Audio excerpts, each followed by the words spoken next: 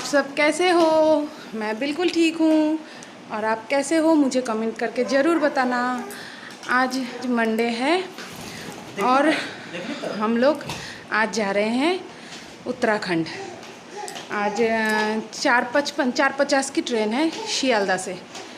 Actually हमारे साथ क्या हुआ, हमारी ट्रेन थी शायद कल की, ट्यूसडे की, लेकिन कल रात को अचानक 11 बजे मैसेज आया कि ट्रेन कैंसिल हो गया।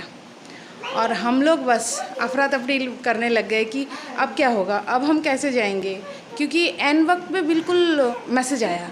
तो रात के 1:30 बजे तक हम लोगों ने मतलब बहुत टिकट वगैरह देखा, तो मिल तो गया था एक हावड़ा से शायद दूसरे ट्रेन की, लेकिन हमने वो टिकट काट भी लिया था। लेकिन फिर आज सुबह दीदी को फ़ोन किया तो दीदी ने बोला तुम लोगों ने टिकट क्यों काटा है, मैं यहाँ से देख रही हूँ। तो उनको फिर वहाँ उन लोगों ने जो सर्च किया उनको फिर आज का ही टिकट मिला।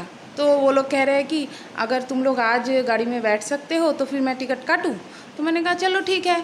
तो उन लोगों ने तो टिकट काटा और सुबह से मतलब इतनी भगदौड़ कैसे कैसे करके बैग पैक किया, फिर इधर उधर किया। और फिर ट्रेन में भी जो मतलब ट्रेन में हम लोग जो सफ़र में डिनर वगैरह करेंगे तो उसके लिए भी मुझे थोड़ा बनाना पड़ा। तो मैंने रोटी सब्जी ये सब बनाया, फिर सार्थक के लिए भी बनाया, क्योंकि उसका तो सब कुछ लेना ही पड़ेगा। और इस टाइम कोरोना के वजह से बाहर का जितना मतलब अवॉइड करना हो तो सही है, खाना तो ठीक नहीं है। फिर सब कुछ तो किया। अभी कितना बज रहा है, अभी 2:45 बज रहा है। अब हम बस ओला के लिए बैठे हैं। ओला बुक कर चुके हैं लेकिन ओला अभी तक आई नहीं है शायद, अभी 1 मिनट। तो ये मेरा लगेज भी देखिए, मैंने ज़्यादा लगेज नहीं लिया है। ये 1 2 और ये तीसरा, ये 3 तो मस्ट है, ये तो चाहिए ही चाहिए, इसके बिना नहीं जा सकते हैं। ये सबसे अभी मेन चीज़ है। और ये है सार्थक। बाबा एदिका सो एक तू हाय बोले दो। हाय हाय हाय। हाँ बोलो, तुम कहाँ जा रहे हो बोलो। हाँ बोलो, हम लोग ना मौसी के घर जा रहे हैं बोलो। हाँ वो बाबा, खाली वो बाबा ही बोलना जानता है। मैं पूरे 2 साल बाद जा रही हूँ, क्योंकि सार्थक भी पिछले साल बहुत ज़्यादा छोटा था तो इसीलिए हम गए नहीं। अब इस बार भी हम जाएंगे कि नहीं जाएंगे करके बहुत मतलब फिर मन भी नहीं मान रहा था कि कितने दिन से तो हम गए ही नहीं बाहर कहीं, अब जाएंगे। चलो ये है कि बस प्रिकॉशन लेकर जाएंगे, बच्चा है साथ में। और ये देखिए क्या कर रहा है, इसको मैंने तैयार करवा दिया है और ये इतना अफरा तफरी कर रहा है, पूरा इसको पसीना आ गया है, बहुत ज़्यादा स्वेट कर रहा है। और गाड़ी भी आ चुकी है तो अब हम लोग चलते हैं। हम लोग शियालदा के लिए रवाना हो गए हैं और शायद सार्थक को ना नींद आई है, क्योंकि दोपहर का टाइम उसके तो यही नींद का टाइम है, इसीलिए वो अब कैसा कर रहा है, उसको नींद आ गई है, वो थोड़ी देर में सो जाएगा।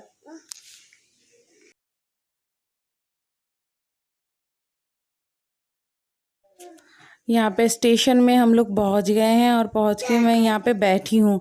ये सार्थक भी सो गया है, मेरी गोद में है।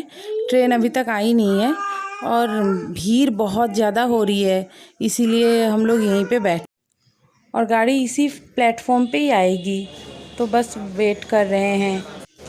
ट्रेन भी आ चुकी है, अब बस ट्रेन में चढ़ने की बारी है। और चढ़ते ही यहाँ पे मैंने सैनिटाइजेशन शुरू कर दिया है। मैं सरफेस डिसइंफेक्टर लेकर आई हूँ, क्योंकि इससे मैं स्प्रे करके पूरा साफ़ करने वाली हूँ, इसीलिए मैं घर से एक कपड़ा भी लेकर आई हूँ कि मैं सारा सीट वगैरह जो भी है मैं साफ़ करूँगी, उसके बाद ही हम लोग सीट पे बैठेंगे।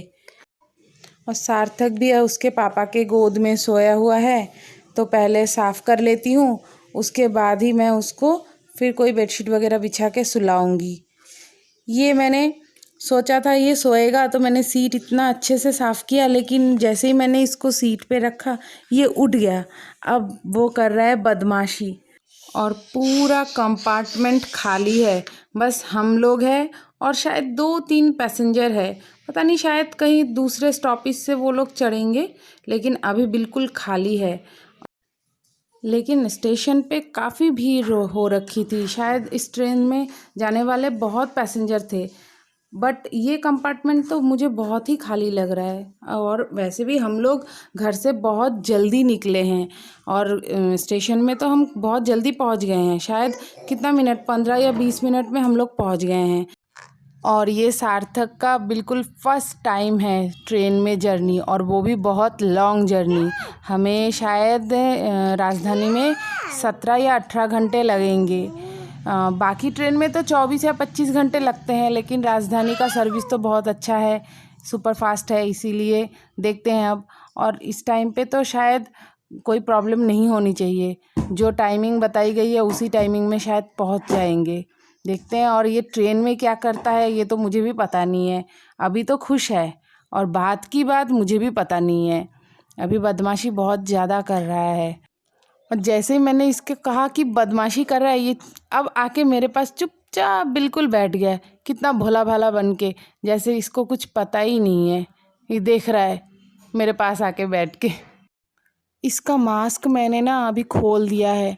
इसको मास्क पहनने के बाद इतना पसीना आ रहा था, और नाक के ऊपर इसके बिल्कुल निशान पड़ गए हैं, तो अभी मैंने खोल दिया है। अभी कोई है नहीं, भीड़ भी नहीं है, सिर्फ हम ही लोग बैठे हैं, इसलिए मैंने अभी इसका खोल दिया है कि चलो अभी थोड़ा खेल ले। वरना पता नहीं, मास्क पहन के बच्चों को भी तो बहुत ज़्यादा प्रॉब्लम होती है। और अब सार्थक बहुत ज़्यादा बदमाशी कर रहा है, तो अब मैं उसको थोड़ा संभाल लेती हूँ, फिर मैं आपसे बात करती हूँ बाद में।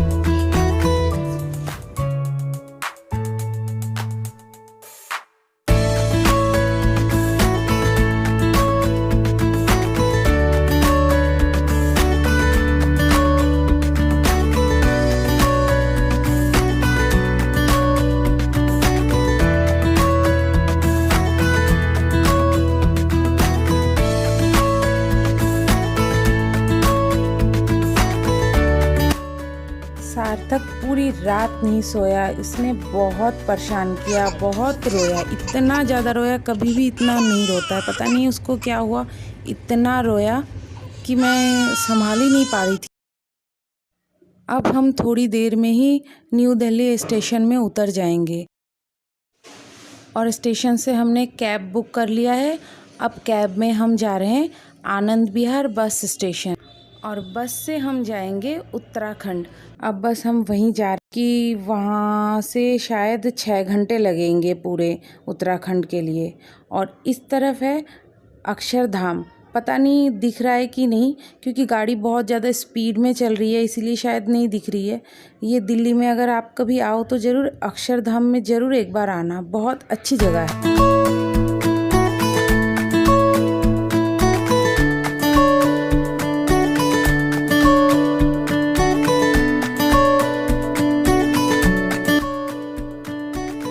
कल आए रात को, बहुत देर में पहुँचे यहाँ पे।